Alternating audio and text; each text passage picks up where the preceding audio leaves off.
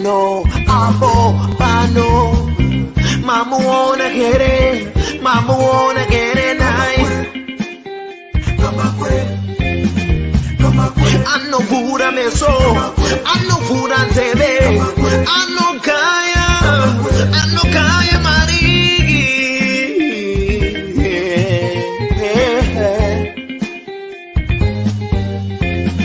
Come back when don't come. Don't come Kambakwe uyo anotara mari anogaya mari garai mamunzwa paninyaya pano zvamunoda kunzwa zvinotaurwa pano madiko kumunzwa mugovane.com. Kambakwe vanogaya mari vanotara mari vanoziya mari Kambakwe vanotara feya kuti pamberi zvichafamba sei vanoterere zvikubatsirei mukufamba kwenyu zvikubatsirei mirai ndikudze kuti chokwadi pano chizere Kambakwe vanogaya cash vanopa mafacts vanotara straight vane evidence vane confidence plus intelligence entertainment current affairs and news Kambakwe.com usasarire Kambakwe anogaya mari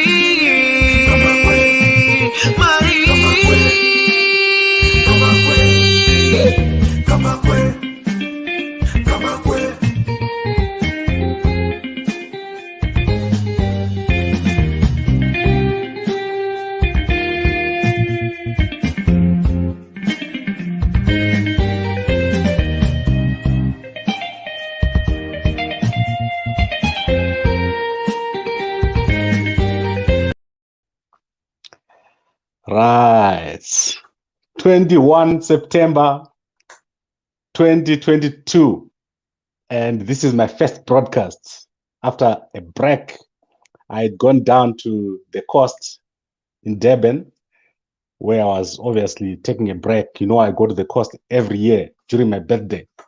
And that is for me to do my ocean affirmations. And it was amazing. It was great. You all saw the pictures and videos that I posted. But today I want to quickly look at a very, very interesting development.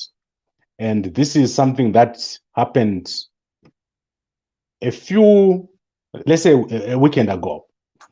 And I want to unpack this. This is a very important event. And this is going to, as I say, determine the outcome of the elections in 2023 in Zimbabwe. The game plan is very, very clear. And as the elections approach, we're all going to see clearly how the issue of violence and who is behind violence is going to play into who wins the election in Zimbabwe in 2023. Specifically, I want to refer you to the issue of the Zambia playbook that I always raise here. What happened in Zambia is that the violence, the perception of violence, or the use of force by Edgar Lungu ended up costing him the presidency, because everyone was now convinced that Lungu was not the right person to lead Zambia. He lost credibility because of the violence that was perpetrated on ordinary Zambians. Now, I want to go into the issue of the bombing. And unfortunately, I've got load shedding, so my other systems are not working. I'm only working on my cell phone. As soon as my systems start working, I'm going to play for you the video of the bombing. And if that doesn't happen, I will link it in the story. So I want us to specifically look at the communication by CCC. CCC put out communication and said that there had been an assassination attempt on Nelson Chamisa. And they said this assassination attempt was made on Chamisa's motorcade by a vehicle, a silver vehicle, that approached his motorcade and threw explosives at him. They then went on to give the registration number of the car involved in this bombing. If you go to gambakwe.com, you're going to see this story. It's right at the top. This is the story where the CCC said the bombing was carried out as an assassination attempt on Nelson Chamisa. Then today, this afternoon, Fadzai Mahere, in fact, it was yesterday, Fadzai Mahere issued a statement and corrected that the car that they said had bombed the rally or Chamisa's motorcade was not correct. But the broad description of the car was correct. And I want to go back to what I said before. You remember when Chamisa was attacked in Masvingo? I explained that the guys who attacked Chamisa in Masvingo were not attacking him. And they just stood there. They did nothing. They went and parked their cars on the side. So Chamisa's people say they shot at the car. But from the video that I showed you, it was clear that those guys did not shoot at Chamisa. They did not throw bombs at him. However, what we're seeing here is a different approach. So we are seeing an object or an explosive being thrown, or we are hearing about an explosive being thrown. Unfortunately, I don't know if there was any actual video or picture. I did not see it. But from a perspective of security, it means there's an escalation of attacks on Chamisa. And obviously, this is a concern to his supporters, people who want to come to the rally, observers from outside. It's a concern that someone wants to attack Chamisa. However, we also have to look on the other side. Who will be stupid enough to attack an opposition leader at their own rally in public when they are known to be the only people who are opposite to that person? So this brings me to the issue of the third force and the extreme danger that Chamisa is in. When I talk of a third force, I'm talking here about people who want to accelerate their ascendance to office. And I always say this, and you must listen to me very, very carefully. We are going here into the area of black ops. And Chamisa and these people, they may think that this is a political gimmick, or they're getting a political advantage from this kind of thing. But in fact, Chamisa is in real danger from people who are not in ZANU-PF, but people who are within or without ZANU-PF, or a mixture, a shadowy figure, or a shadowy group. The more that these guys elevate the attacks on Chamisa, they are giving ideas to other forces to say, what if we attempt this? And this is the point that I want to make here, that this might look as a joke or as something that is funny now. But as we move towards the election, there are various and multiple interested parties. And these interested parties are getting more and more ideas about how to deal with the situation in Zimbabwe. And given that the CCC is a party without structures, it means it's got a single point of failure. What does that mean? It means if someone wants to really destabilize the whole election system in Zimbabwe in 2023, they'll just go after Chamisa, and if they get him, the whole election can be disrupted. Or if they manage to attack Chamisa to such an extent that he can't campaign, then there cannot be a free and fair election in 2023. There is a number of permutations here, but violence is going to play a key role in going into the 2023 elections.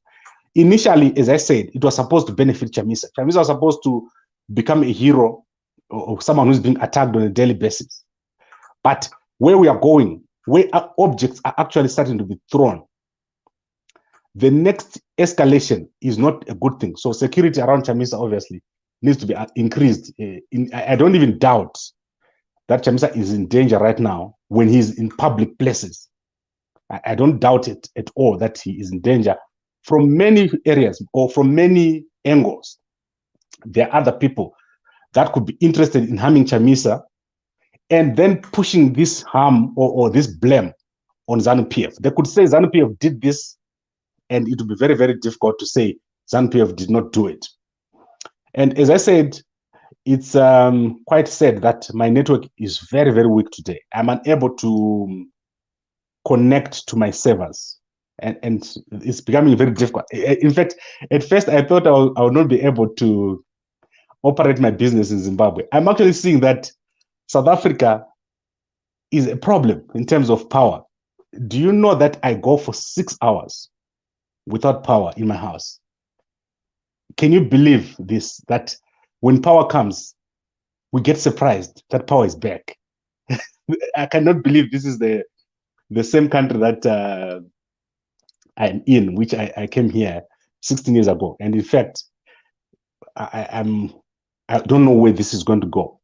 In traffic, when I take my kids to school, it's taking me 2 hours to drive 5 kilometers to my kids' school because the traffic is so bad. And this situation needs urgent attention. I think I've discussed and handled this issue in the past. But I want to quickly look at that video. I'll try my best here. I want us to look at this video. I want us to look at the actual video. Let's see here if I can manage to share this. Please bear with me. Just give me a second or two for my system to load. You can see it's rotating. So let's play this video and hear what this guy is saying.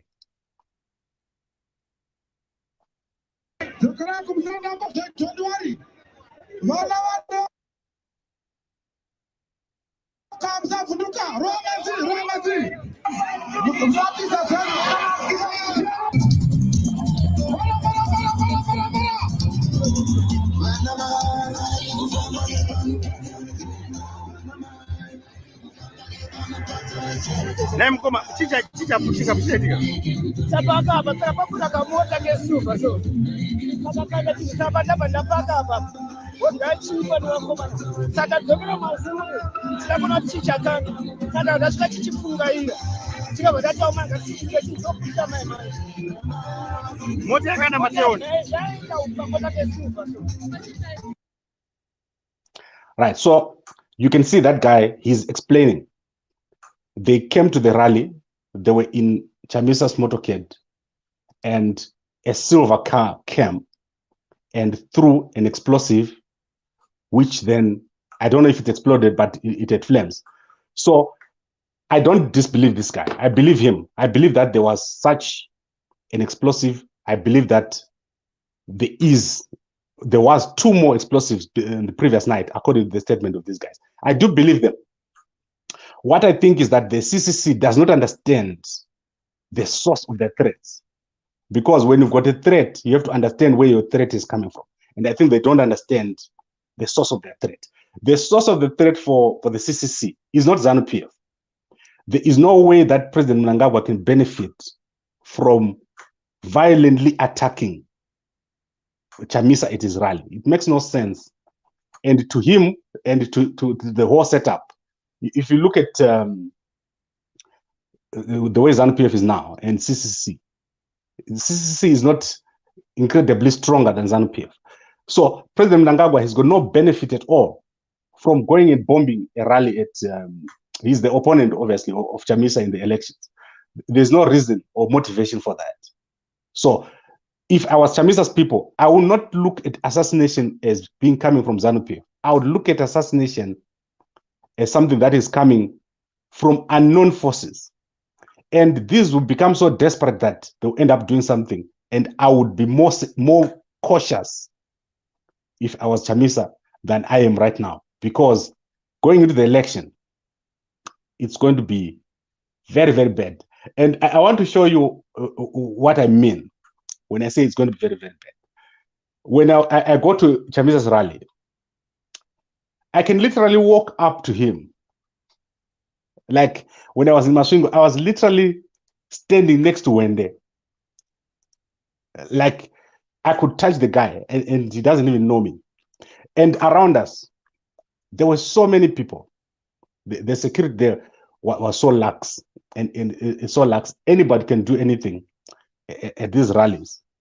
And the assassination of Chamisa, according to their own words, it's not my words, according to their own words, can become a trigger for something much, much bigger for people who've got other plans. So maybe it's not just a matter for Chamisa, it's also a matter for people who manage security in the country. How do you deal with security around an opposition leader who is obviously, I can say, a target for other parties? That at the end of the day, if something was to imagine right now, the investigation on the bombing in Bulawayo is not done. They don't know who bombed President Mnangagwa and all the other guys were there. Imagine if someone was just going to come and bomb Chamisa's rally. It will be worse. They won't know who did what. And this is also something that the Chamisa's guys need to think about. Have some drones there. I've said this about ZANU-PF. If ZANU-PF doesn't want to be blamed for such things, they also now need to improve their evidence collection. They also now need to have cameras there. So everyone needs to have cameras, because when something happens, you need to point out who did it. You remember the Kwekwe incident. We saw Ostalos on video standing next to the guy who was being stabbed. So it's clear what happened there. The Ostalos was right next to there. You could have touched that whole incident happening. So everyone now needs to have cameras at these rallies.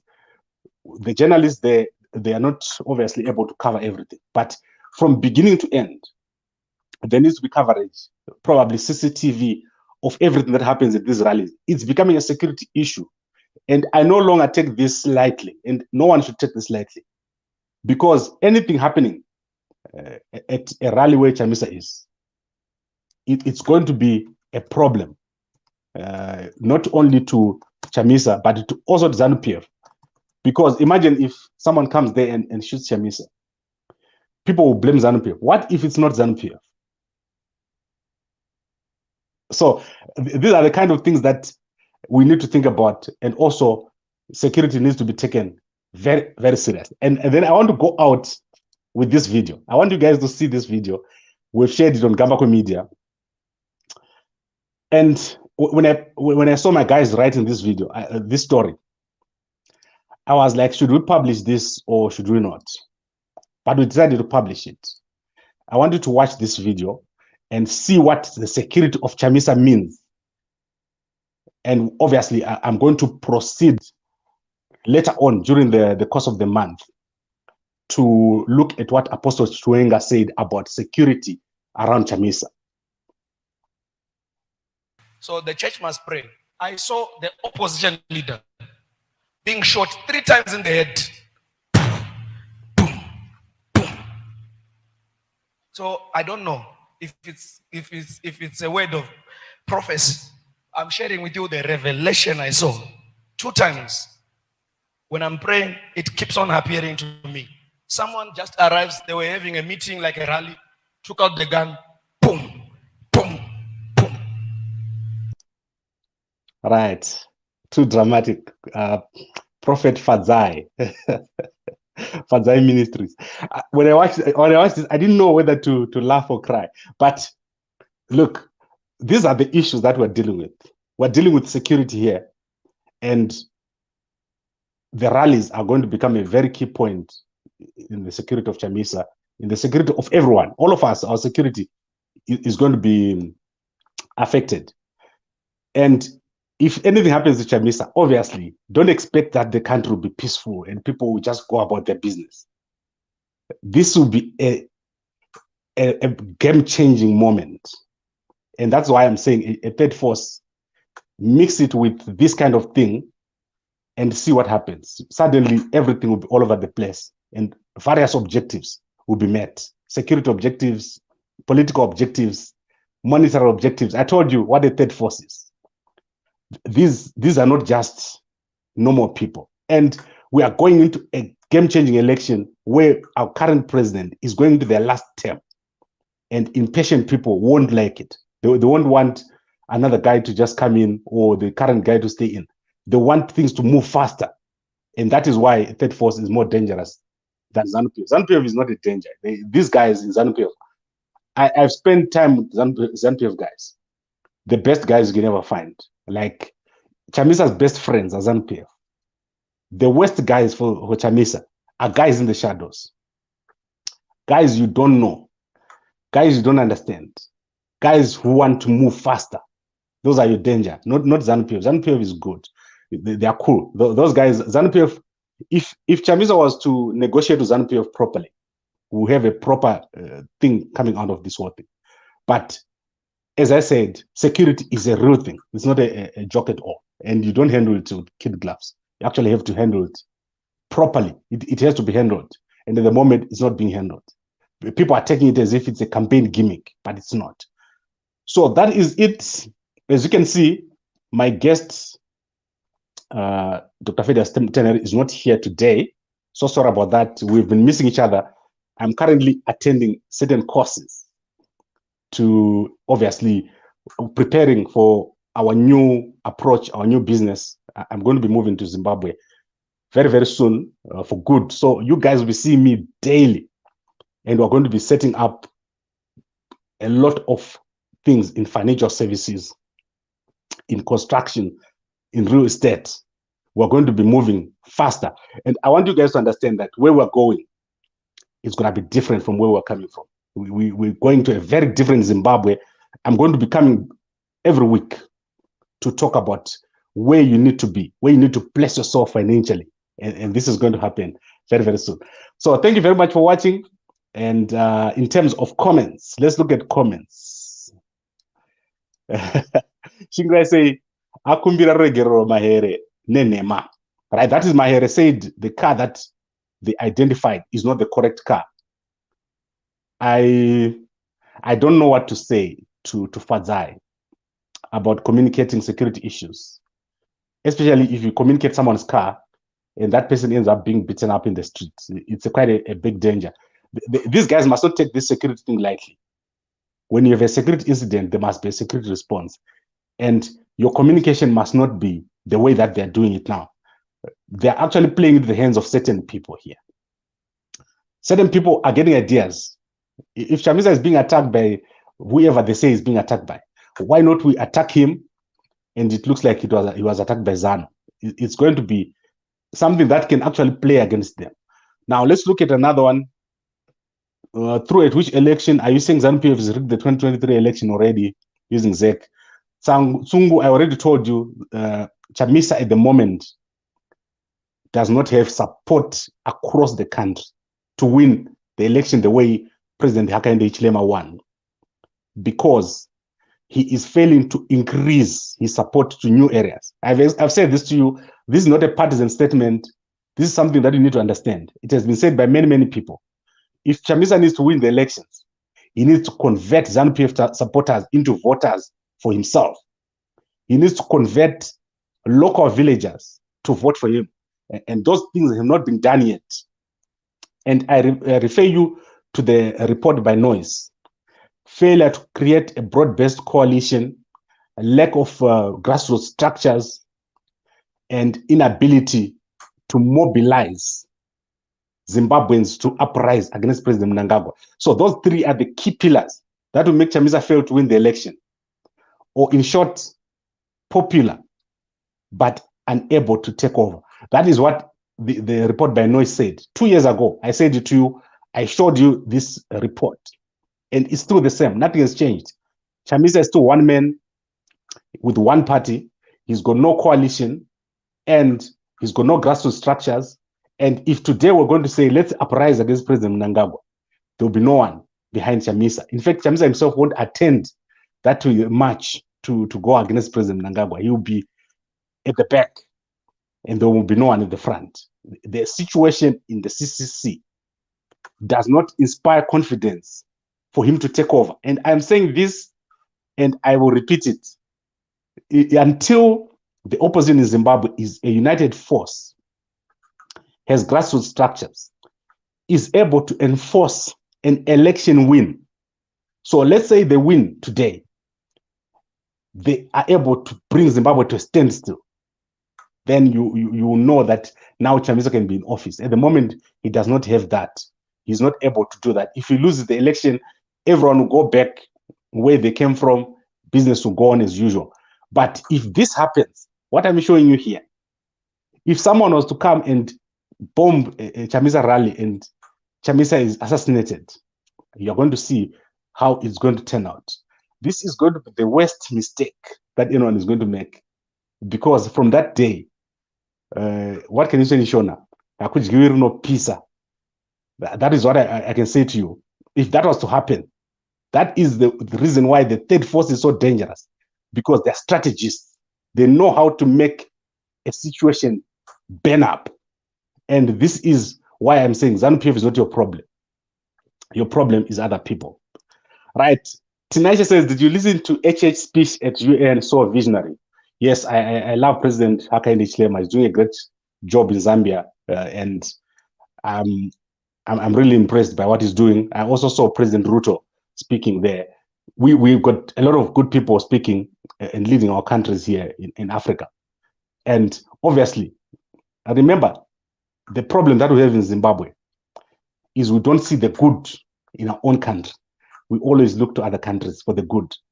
And also, our guys who are leading in Zimbabwe, they don't want to get the buy-in of other people. You remember that dialogue? It's an essential for everyone. Dialogue is good for everyone. And we failed as Zimbabweans to have dialogue. And look at what President Hakainde Hichilema has done ever since he came into office. I'm going to go deeper into this issue. President Hakainde Hichilema has managed to turn his enemies into friends. This is what we need in Zimbabwe. Someone who can see how to make everyone pull together. That is why in Zimbabwe we have a problem. Everyone is pulling in their own direction, and everyone thinks they are the only ones in the country. Everyone else does not matter. And that is our problem. We need to fix this thing. And this election needs to be different. If this is not handled differently, we're going to have a very, very big problem in Zimbabwe, especially the security of everyone who contests in this election. I'm done here. And I just wanted you to know that there's obviously an important event taking place today. That is the United States FOMC meeting. They've increased the interest rates by 0.75% again. I've been watching this since morning. The world economy is going to be in a very, very bad shape very, very soon. USA entering recession, and the war in Ukraine escalating. We have a very, very bad situation around us. So we need to work harder to make our country do well. Everyone needs to work together. And the politics doesn't matter. What matters is how we serve our ordinary people, our ordinary Zimbabweans. And it needs us, business people, media people. Everyone needs to work together. That's why you see, I no longer attack Hope Chinhoyi. I've left that job to CCC youth leaders. They're attacking Hope like a bag of maize. Like every day he's getting attacked. Or based on this side, the youths from the universities, this side. These guys need to stop. Daddy Hope is a good guy. So guys should stop attacking Hope Chinhoyi. Everyone should work together. And I really appreciate all of you guys. And I appreciate your happy birthday messages. Thank you very much. And good night. I'll be back tomorrow, probably, and talk about President Hakainde Hichilema. I've been postponing that thing for so long. I'm going to do it tomorrow. Thank you very much, and good night.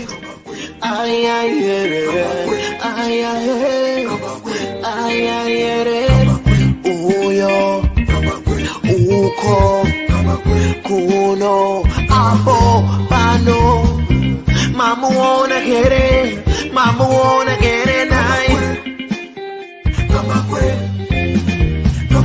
I know pura meso, I know pura tebe, I know kaya marigi.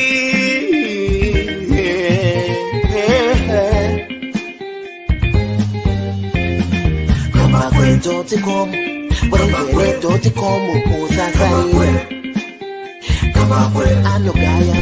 Kamba kwe uyo anotara mari anogaya mari garai mamunzwa pane nyaya pano zvamunoda kunzwa zvinotaurwa pano madiko kumunzwa mugovane.com. Gambakwe vanogaya mari vanotaura mari vanosiya mari.